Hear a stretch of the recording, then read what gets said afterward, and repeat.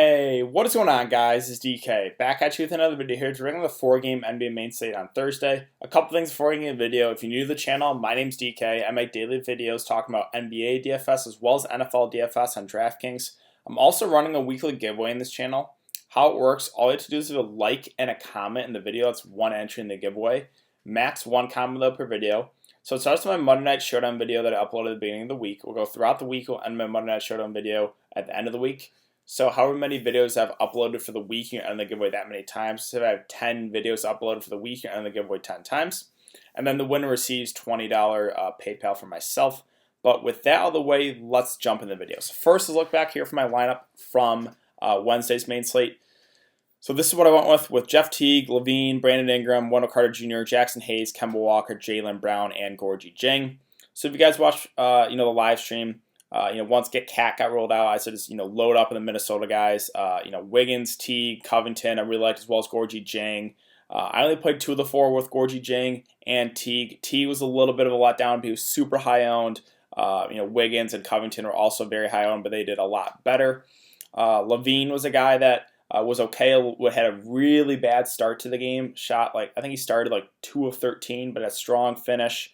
Brandon Ingram was huge, low ownership here, 4% owned in this double up, 56 fantasy points. He was big. Carter Jr. was fine.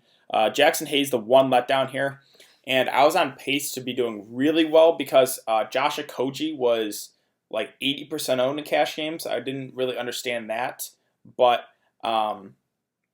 Hayes got 3 fouls in 5 minutes, so only played 5 minutes in the first half. And then they rode with, they used Okafor a bit too. He didn't get his normal minutes. He was normally a guy that's doing about 25 to 30 minutes. He only played 14 minutes, so got a bit of lucky there with foul trouble, in my opinion. And then Kemba, Jaylen Brown, and Gorgie Jang. So right now, basically the cash line is 244. That's what a lot of people have the same lineup. So they had a Koji here, right? They only have Kemba going. They had Bertans and Beal. So basically, what I need to cash is have Jaylen Brown give me about 8 more fantasy points. So if he gets that, then I will be cashing in all my 50-50s, double up. So we'll see. Need 8 more from him, basically in the fourth quarter. So it'll be close. But yeah, that's basically it here for Wednesday. So let's move on and talk about Thursday's small 4-game slate. There's 2 games that are going to be really fun to watch. Lakers and the Bucks, as well as Rockets and Clippers. So let's look at the over-unders and spreads for the games that are out.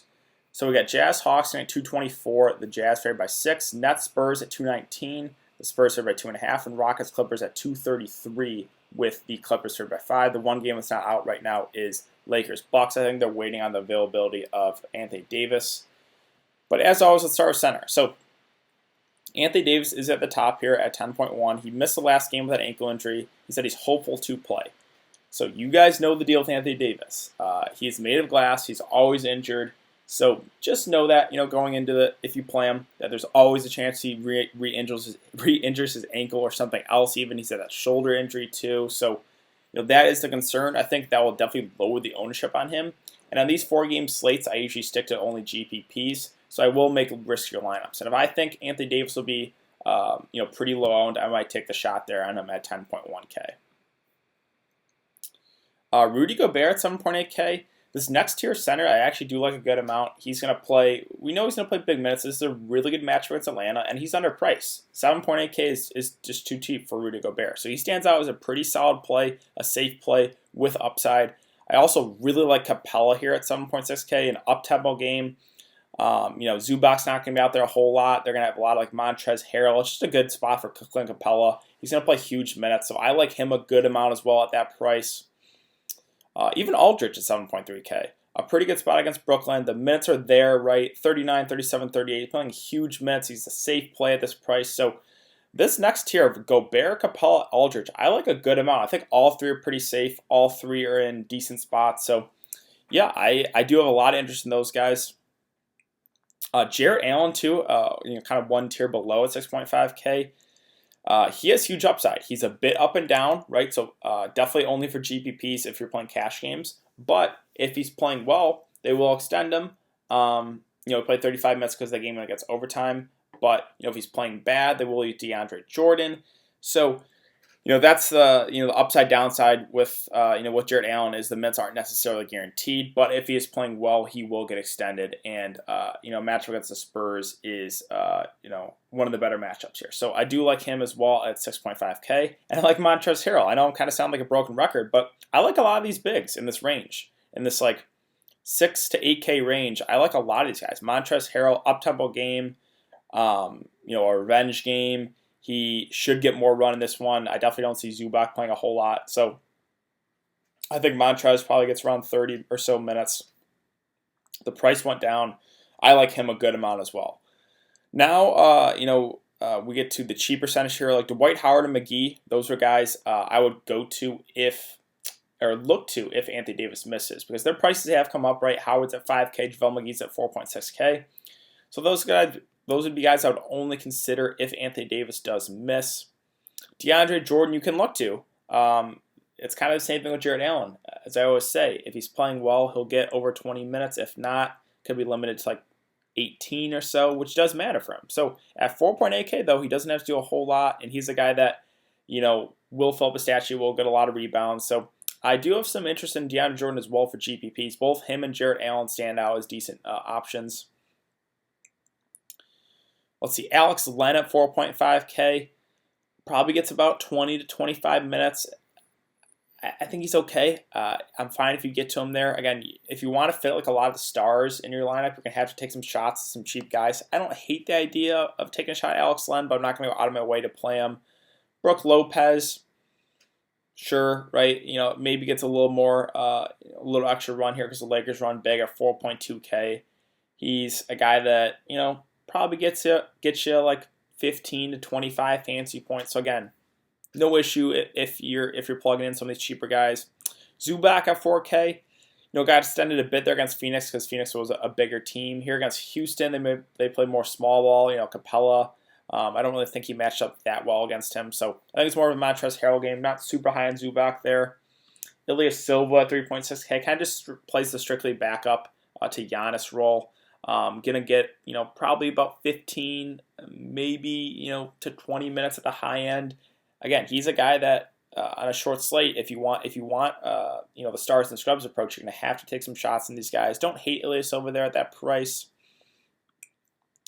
Let's see, Jakob Poeltl intrigues me here, just because Brooklyn always has a traditional center out there, whether it be Jarrett Allen or whether it be DeAndre Jordan. So I don't know how much they will use Aldridge at the 5. And, San Antonio's only real traditional center is Jakob Poeltl. So maybe he gets extended a bit, right? It's a completely risky option because the minutes went down on him. But I just think he matches up the best, of the Spurs bigs to the Brooklyn centers. Trey Lyles at 3.4K. Again, got 17 to 20 minutes, but I think I would prefer Jakob Poeltl because I think he matched up better, but we'll see what San Antonio does for the starting lineup. Damian Jones, even at 3.1K, got completely limited there, I think, against New York. I wonder if he got injured in that one or what, but he only played 9 minutes before that, 14, 18, 21, so at almost mid-price, if he gets like 20 or so minutes, you could look there. But that is basically all I got. So let's move on to power forward. Giannis at the top at 11.3K. Have no issue. It's just whether or not it's prioritizing which stud you want to pay up for, whether it be Harden, whether it be Giannis, whether it be LeBron or AD. You can fit 2 in there too if you really want to. My whole argument or my whole issue with a lot of these stars is there's not a whole lot of great value plays right now, and a lot of those guys, mid-tier guys, I do have interest in. Like those bigs I talked about, I have a lot of interest in those guys. So as of right now, with this first look, I'm leaning more towards the balanced approach. I think that's going to be contrarian. I think a lot of people are going to do stars and scrubs just because there's a lot of stars in the slate. But that's just my initial thought as of right now. Giannis at 11.3K. Obviously, if you can get to him, no issue. It's a tougher spot, but it's Giannis Antetokounmpo, and he's only 11.3K. Let's see. Kawhi Leonard at 9.2. This is a up-tempo game.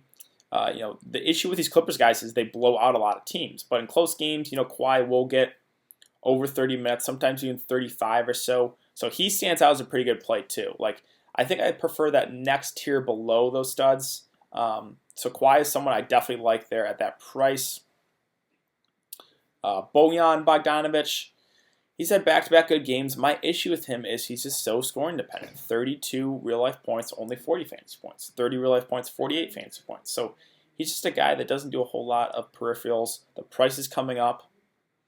If you're a guy that likes riding the hot hand, you can. It just not going to be the way that I go personally on this slate.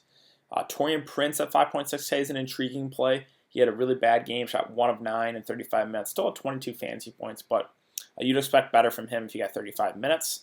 I think he's an interesting buy low option. I think he will be pretty low owned on the slate, but don't mind him. Jabari at 5.5. The minutes are coming down on him. I know the game was a blowout, but still not playing big minutes either way. It's a tough spot. I'm not super high in it. DeAndre Hunter, the price is coming up. The matchup really bad. He will play the minutes. I don't know if I don't know if I'm going to get there on the slate. PJ Tucker at 4.7. He's going to play huge minutes.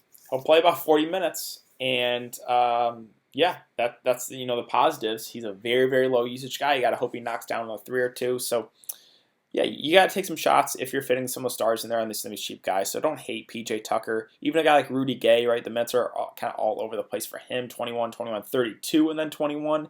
If you place that higher end, I would like him. Either way, I think he is in play just because it's a really good spot.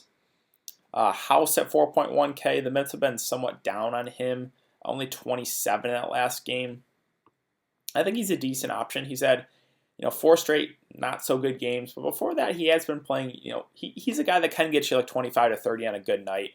And a 4.1K, another one of those value guys that you can throw in the pool of guys you can consider. Mo Harkless at 4.1.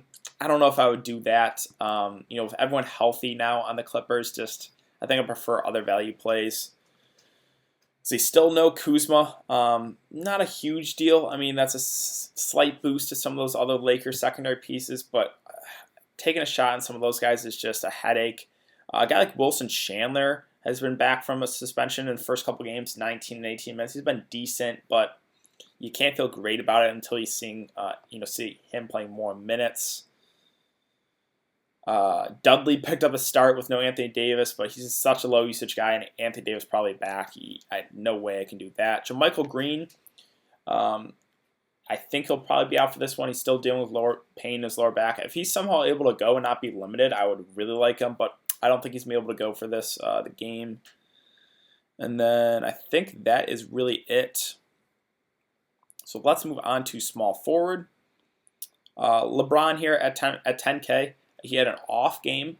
He let a lot of people down. It's the Pacers, 35 minutes, 42 fantasy points with Anthony Davis out of the lineup. So I think he's a guy that will go very low owned because of recency bias, right? But if I think he's getting to a point where if he gets like super low owned, I might take a shot there. So someone to keep an eye on. I don't mind the price at all, right? 10K is a very fair price. I just think he goes a bit lower owned because of recency bias. Paul George, Kawhi, very similar plays. Paul George about 700 less. He's been a little bit more up and down where Kawhi's been a little bit more consistent. I have no issue with either of those guys. It's basically a coin flip. So whoever you prefer between Kawhi and Paul George, I like both those guys in an up-tempo game here against Houston. DeRozan at 7K I think goes a bit lower owned, but he's in a good spot against Brooklyn. I guess the downgrade is now that DeJounte Murray is playing more minutes. He's been extended more, so that definitely takes a hit to DeMar DeRozan's usage. So I think he's okay at that price. Middleton, I have some interest here in the mid-tier at 6.3. I think he gets over 30 minutes in a close game. He's a guy that's been really consistent. So, I think he stands out as a pretty safe play as well. Even Joe Ingles, the minutes have really been there for him. 34, 36, 34, 37. So, if you guys are kind of catching on, I like a lot of these guys in the mid-tier. I think a lot of them are safe, and I think they're a bit underpriced. So my initial build right now, I have a lot of the guys in the mid-tier and kind of avoiding the stars. But again, that can change. Definitely, there can be some injuries or guys get ruled out, and then a lot of value opens up. But that's just my initial thought. Ingles, I have a good amount of interest in him as well, in a really good spot against Atlanta. LeVert, I believe, is going to be out as well. Or they haven't officially ruled him out, I think, for this game. So that's something to keep an eye on. If he ends up playing, that would be a definitely downgrade to those other secondary Brooklyn pieces. DiVincenzo at 5.2. I know he said back-to-back decent games, so the price is up now. I think I'll let others chase. Kevin Huerter, I'll pass. Garrett Temple, I don't think I want to do the secondary Brooklyn pieces, really, besides maybe like a Taurean Prince. Royce O'Neal, the minutes have been down on him. Well, I guess not really, 33-35. He's a very, very low usage guy. He's another one of those guys that you can throw in the mix of value guys you can take a shot on. Like KCP, Danny Green, maybe get a little extra run with no Kuzma, but I just never feel great about playing these guys. They're so score independent. Again, you can throw them in that pool of those value guys. What else? Lonnie Walker at 3.4K. The minutes went down on him to 10 minutes only that last game. It's just hard to trust Popovich with these, fringe bench guys with their minutes.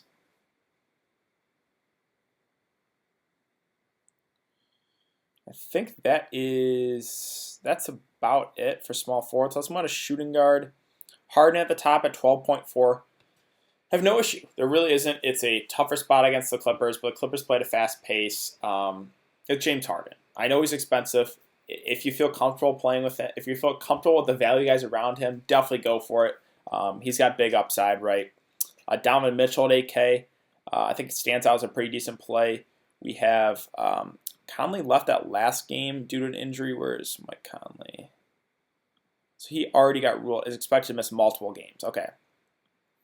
So, that's definitely a pretty big boost to a guy like Donovan Mitchell. Him, Joe Ingles will play more minutes. Just all in all, the Utah guys are normally a team I'm not super high on, but in a really good spot. Still, no Mike Conley, like Gobert, Mitchell, Ingles. Bojan, not as much because he's scoring independent, but I get if you want to go there. And then, some of those value guys we can look to, maybe a Royce O'Neal. But, I like him at that price. I really like Dinwiddie as well at 7.9K with no Kyrie. We know he's going to play about 35 minutes in a close one. He's been really consistent, so I do have some interest there. Lou Williams I like a lot too here, 5.9K, revenge game. I think he gets about 30 minutes in a close one. This is an up-tempo game, so I do have interest in Lou Williams as well. Let's see, other options. Ben McLemore, 4.5. Yeah, okay. Him and House are about the same to me. Pat Beverly at 4.4. Also, I think is a pretty solid cheap option here. I think he gets, again, that game against Phoenix blew out. He's on pace to get about over 30 minutes. I think they're going to need his defense on Harden, or Westbrook. So I do have a good amount of interest there in Patrick Beverly. George Hill at 4.3K is an okay option with no Eric Bledsoe. I think he gets about 25 or so minutes, so he's someone I do kind of like as well as a value play.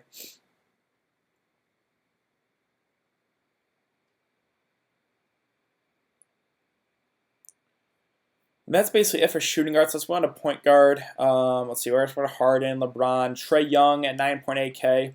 It's a tough spot. I think he's a contrarian play. If I'm a one lineup guy, I will be only playing GPPs tomorrow, but I don't think I can get to Trae Young at that price in a tough spot. I just think he's a contrarian only play. Westbrook at 9.3. He's been pretty consistent. 51, 48, 40, 53 fantasy points. The minutes have been there. He's finally not getting in foul trouble. He was a guy that seemed to get in foul trouble every single game. This is, again, not necessarily the best spot, but the Clippers play at a fast pace. I think he goes a bit lower owned in the slate, so don't mind him, but not my favorite play. Again, still no Bledsoe. A guy like George Hill definitely gets a boost there. LeVert, that's someone to keep an eye on. DeJounte Murray, I do like a good amount here at this price. He played 31 and 29 minutes in back-to-back games. This is an up-tempo game against Brooklyn, and he's the guy that fills up the stat sheet. So I like DeJounte Murray a lot here. The concern is, they said he was free of the minutes limit, and then the game against Cleveland only played 17 minutes. So you can never really trust Popovich, but if he gets 30 minutes, I like DeJounte Murray a lot there at that price. Rondo at 4.8K is viable, about 25 or so minutes, right? I think he's a cheap guy that I have some interest in.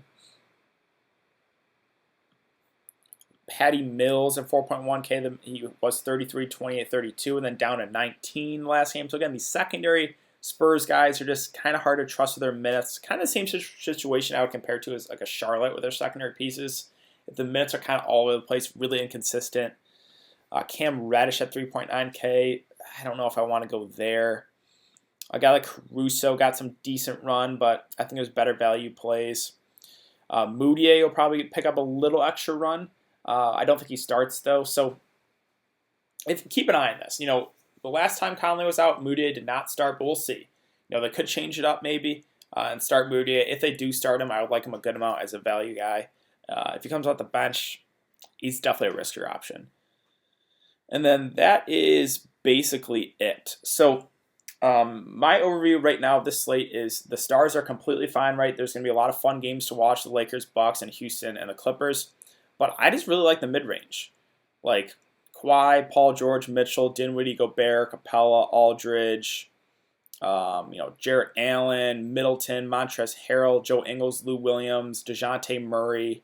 I like a lot of those guys. So that's kind of my initial build will have a lot of those guys in it. And then as far as like value guys, I think Patrick Beverley stands out as a pretty good value play. I think George Hill does as well. Don't mind Brook Lopez. Royce O'Neal probably gets plays a little more with no Donovan Mitch or no Mike Conley. So that's kind of what I'm thinking as of right now for this slate. But a lot of things can change, so that's why it's important to follow my Twitter, guys. That is in the description below, as well as check out the live stream. 4-game slate, probably 30 minutes, maybe 40 minutes before lock. I will be live streaming on my YouTube channel, so be sure to check out the live stream. I will go over all the news, throughout the day, as well as answer any of your guys' questions. But thanks again for everyone coming to check out the video. I really appreciate it, and I will see you guys tomorrow in the live stream.